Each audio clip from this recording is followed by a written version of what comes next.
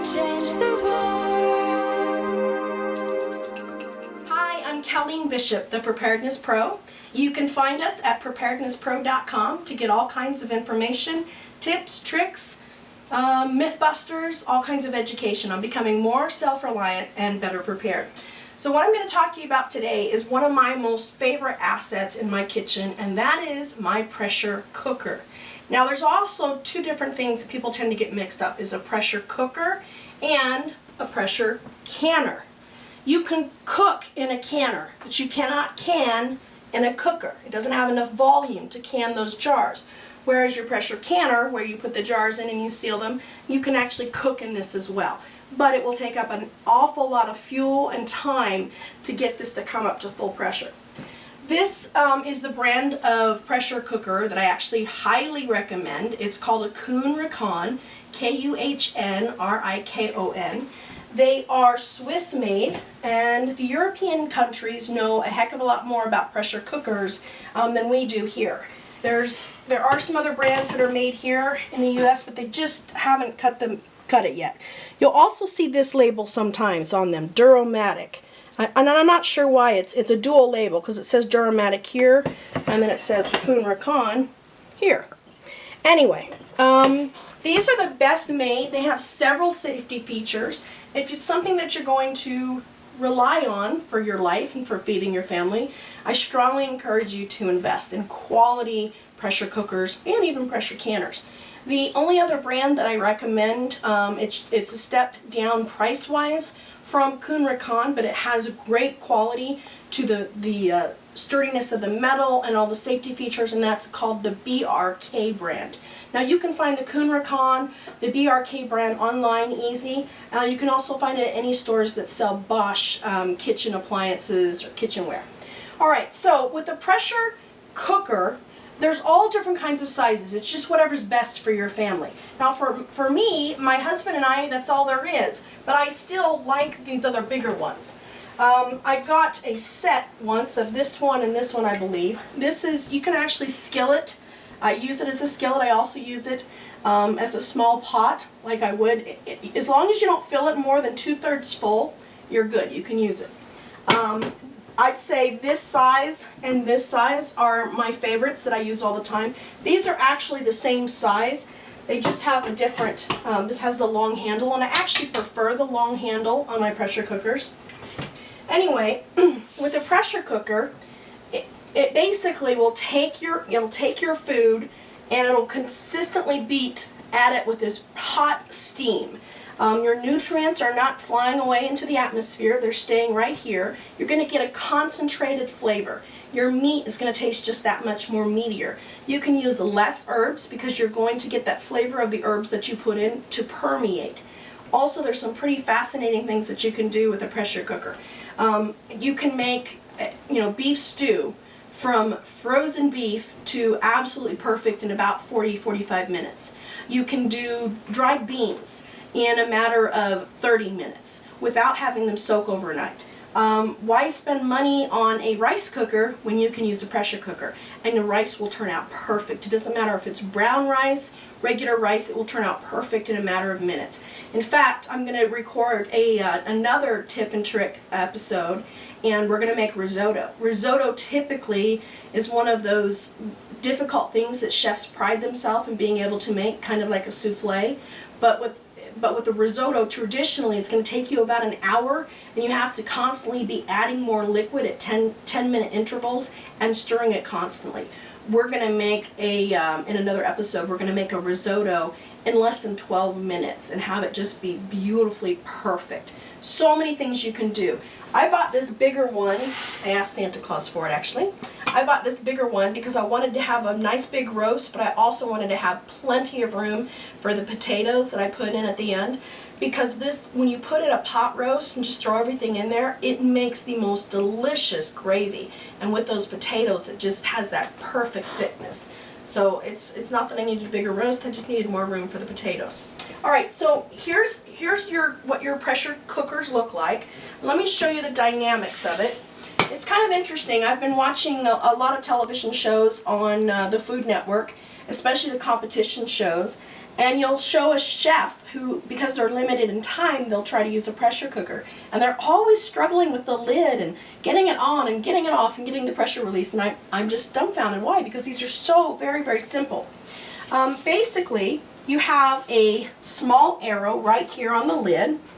And you're going to align that arrow when you're getting the lid on.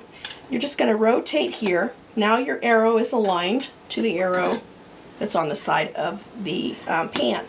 So to put it on, that's all you have to do. It's very subtle. You just put it on and twist, okay? You never want to remove the lid of a pressure cooker until all of the pressure has been expelled. When you are cooking something in the pressure cooker, this little indicator is going to tell you whether you're cooking at high pressure or low pressure. Just one line, that's your low pressure. That's typically the pressure level that you're going to use to make pastas and rice, etc. When you have the double lines, then you're at high pressure. I cook almost everything at high pressure with the exception of starches. Now, the one thing that you can't do very successfully in a pressure cooker is to cook sugar-based or dairy-based dishes in here. It will actually starch. But other than that, it's very, very difficult to overcook anything in a pressure cooker. In fact, I fell asleep while I had a pot roast on, and I didn't burn anything, but that meat just completely fell apart. It just got more and more tender. It's a fabulous, fabulous way to cook. In fact, I love how I can take meat or whatever, something frozen from the freezer, and just plop it into the pressure cooker, and still in a matter of minutes it's cooked all the way through. Because of the intense heat, the pounds of pressure that meat's getting. So a lot of us, we tend to forget to take things out of the freezer when we know what we're going to have for dinner, but we forgot that one minor detail of taking the meat out of the freezer. You don't have to worry about that with the pressure cooker. I can take a frozen pork roast or beef roast out of the freezer, put it in my pressure cooker with a little bit of seasoning and a little bit of water, and I will have a perfect pot roast dinner in under 45 minutes. There's just so much that you can do with these. It really cuts the time off of your cooking dramatically in most cases. Also, it makes amazing potatoes. In just a matter of 3 to 5 minutes, depending on how full you have your pan, your potatoes will be done for your mashed potatoes. You can just mash them up easily by hand. You don't need a machine. Or you can put the potatoes through a potato ricer, which is fabulous, and then just add your seasoning. It makes life very, very easy. But it also keeps my kitchen at a nice low temperature instead of heating everything up, because all the heat is here. Now, the interesting thing is, a lot of people I've heard, they ask me whether or not you can use these kind of instruments on a flat stove. And as you can see, I have a flat stove. So yes, you can. No problem there. Even the pressure canner you can use on a flat stove top, as long as you're buying a good quality. For the pressure canner, I recommend the All-American. And you'll want as big as you can get to get that pressure cooking or pressure canning process over and done with as fast as possible. All right, I do actually need 3 pressure cookers sometimes for some meals, so that I can have my protein in one, my starch in another, maybe my dessert. I can even make a cheesecake in a pressure cooker, which is pretty amazing. Lorna Sass is one of my favorite authors for her pressure cooking cookbooks. She has at least 3 of them. And most of the time when you purchase a Kuhn Rakan set, her book is usually included in that. She has absolutely fabulous recipes, make you look like an absolute gourmet when you use these. Part of the reason why I like to use them is because they use less heat, they use less energy, they make my food taste fabulous. I've never had an overcooked or an undercooked slab of meat now. Absolutely wonderful.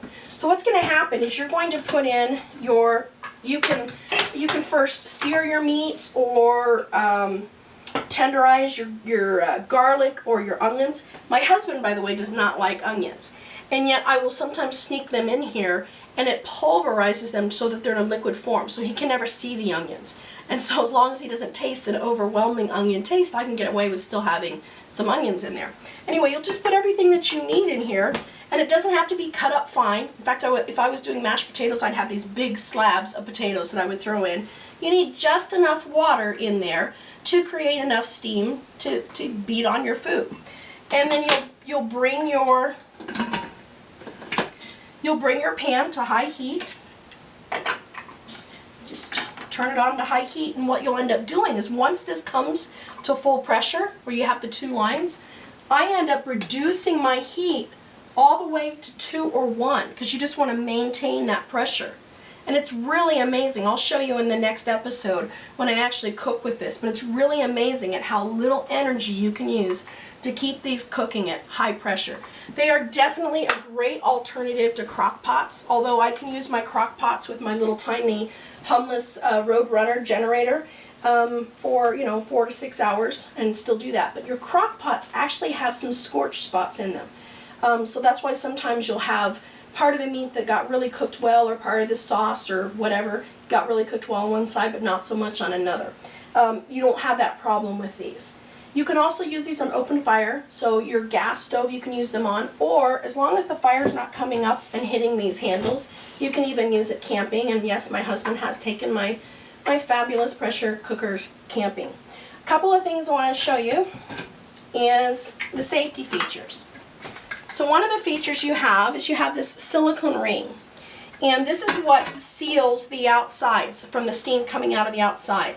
If I were to reinvest in anything for the maintenance of my units, it would be I always have a pack of the inside seal. I don't care for, they sell the black ones, and I don't care for those. They give out much faster than these nice silicone ones. So you have that, that's one safety feature. And then you have 2 other safety features as well. So this is going to enable you to release pressure if for some reason you forgot you had something on the stove. It's going to release the pressure. This will release the pressure as well. And notice when this lid is on, you see these 2 blue on both of the handles. You've got these 2 blue indicators. Okay, these, when they're out, they're telling you that it's under full pressure. So you don't want to remove them until they go down and until this goes down. As long as you can hear more hissing, you don't want to remove the lid. You want to be very careful. Now, I burned myself really, really bad once. I was actually trying to film some pressure cooking by myself using one hand and taking the lid off with another. And one of the things you don't want to do is open up the lid like this. You want to open up the lid away from you so that the steam goes the other way. It's very, very hot, needless to say. I was pretty miserable for several days. Another thing is you can actually handle this directly. You can touch this directly when you want to release pressure. And I'll show you when I'm actually cooking with it what that's like. But you could also just take a wooden spoon and hit on that to release pressure too, so if you don't want to get close to it. You won't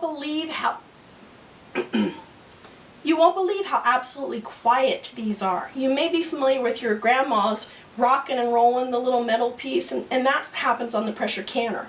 But these are very, very quiet, even when they're up at high heat. As long as you're not overheating this, you're just going to have a nice, gentle, mild hiss. And that's when you know it's cooking and everything's going well. So there's just a basic introduction to the pressure cookers. I wouldn't suggest, even if you're by yourself, I wouldn't suggest getting a really small pressure cooker. There's just so much you can do, and leftovers in this are great. That's an indicator to me that the meat has been cooked really well, is even the next day it still tastes nice and moist. I would go more with this size, or if you really like to entertain a lot, or you like big roasts or an entire brisket. Can you imagine how good a brisket would be made in this? I would get the bigger size. Now that just led me to one other thing I wanted to point out. Spare ribs are challenging to do. I mean, they need just the right tenderness in the open fire, and so really that's kind of hard. Same with brisket. So what I will do is I will actually pre-cook them in here, and then just before they're done, I'll take them out. I'll put them on the grill or on the broiler, baste them, and then I'll put them in the broiler for like just a minute, just to give them that same appearance as if they were cooked over the grill for all this time. So anyway, that's everything I can possibly think of to tell you about my absolute favorite kitchen utensil, my pressure cookers. If you'd like more information on this, there's plenty of articles on the blog at preparednesspro.com. See you next time. Good change the world.